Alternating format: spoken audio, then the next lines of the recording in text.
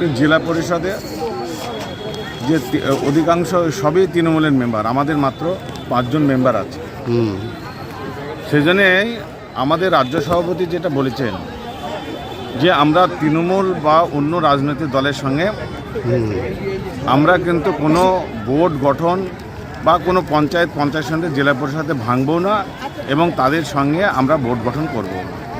এই জন্যই তৃণমূলের বিরুদ্ধে তৃণমূলের অনাস্থা।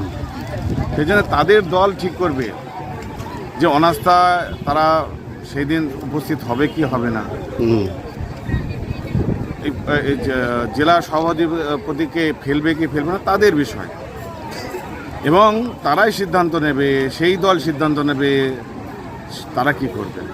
এই নিয়ে আমাদের কোনো মাথা ব্যথা নেই, কোনো ভূমিকা নেব না। কারণ হচ্ছে তৃণমূল যে রাজনৈতিক দল তার A to Z হচ্ছে দুর্নীতিগ্রস্ত, দুর্নীতি পরায়ণ সব, এবং তারা দুর্নীতির সঙ্গে যুক্ত।